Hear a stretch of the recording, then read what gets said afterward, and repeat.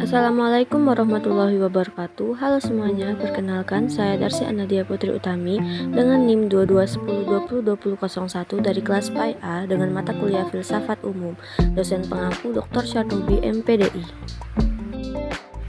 Di video kali ini, saya dari kelompok 8 akan menjelaskan tentang Renaissance dan humanisme sebagai awal perkembangan filsafat modern serta relasinya dengan ilmu pengetahuan. Pengertian dan latar belakang Renaissance dan humanisme dalam filsafat modern.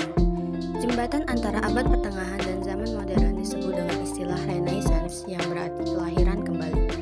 Secara etimologi, Renaissance berasal dari bahasa Latin yaitu kata re berarti kembali dan naisere berarti lahir.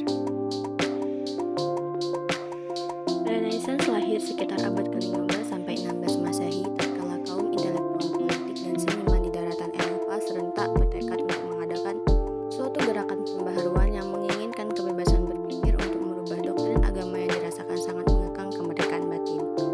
Adapun sebab utama lahirnya Renaissance adalah karena keterkejutan orang-orang Eropa menyaksikan ambruknya Imperium Romawi Timur oleh kaum muslimin, terutama dengan peristiwa jatuhnya Konstantinopel tahun 1453 Masehi. Melalui Renaissance, seluruh kebudayaan barat seolah dibangunkan dari tidurnya abad pertengahan. Manusia mulai mempelajari hakikat diri dan alam semesta sebagai pusat kenyataan. Pada masa Renaissance, manusia menemukan kesadaran akan dua hal, yaitu dunia dan dirinya sendiri. Pengenalan diri berarti sadar akan nilai pribadi dan kekuatan individual. Ahli waris gerakan Renaissance adalah humanisme. Istilah humanisme berasal dari kata human yang berarti manusia. Selanjutnya tokoh-tokoh Renaissance dan humanisme. 1. Dante Alighieri yang lahir pada tanggal 21 Mei 1265 di Florence. Dia pernah menjadi prajurit Firenze yang menginginkan negaranya dapat merdeka dari pengaruh tiga kerajaan yang lebih besar yaitu Kepausan, Spanyol, dan Prancis. 2. Lorenzo Valla yang lahir di Roma pada tahun 1405. Salah satu ungkapannya yang sangat terkenal adalah mengorbankan hidup demi kebenaran dan keadilan adalah jalan menuju kebajikan tertinggi, kehormatan tertinggi, dan padahal tertinggi. 3. Niccolò Machiavelli, seorang filosof politik Italia, lahir pada tahun 1469 di Florence, Italia. 4. Francesco Petrarca, seorang yang lahir pada tanggal 20 Juli 1304 di Tuscan. Ia belajar hukum di Montpellier yang melanjutkan ke Universitas Bologna. 5. Desiderius Erasmus, lahir pada 27 Oktober 1466 di Guada. Perkembangan filsafat modern serta relasinya dalam ilmu pengetahuan. Kaum radikalis yang merupakan pemikir-pemikir humanisme modern dan penganjur-penganjurnya di Eropa abad ke-18 dan awal abad ke-19 dalam keterangan yang mereka publikasikan pada tahun 1800 menyatakan, singkirkan Tuhan dari kaidah moral dan gantikan dengan kata hati.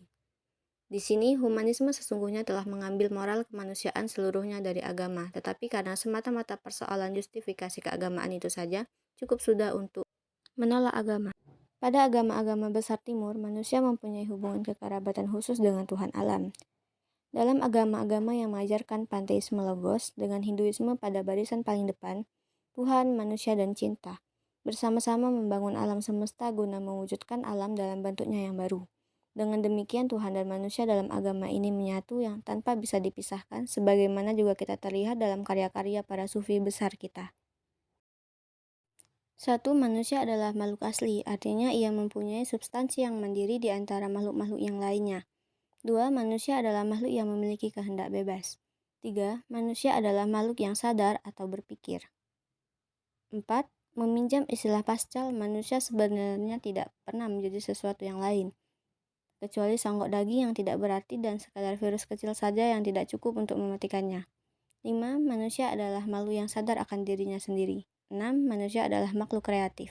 7. Manusia adalah makhluk yang mempunyai cita-cita dan merindukan sesuatu yang ideal.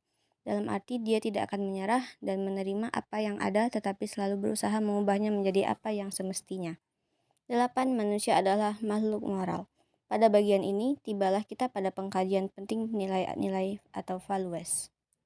Subjektivitas modern itu mempunyai beberapa segi. 1. Subjektivitas modern bertolak dari suatu perubahan perspektif manusia yang fundamental. 2. Cara memandang para filosof Yunani bersifat kosmosentris.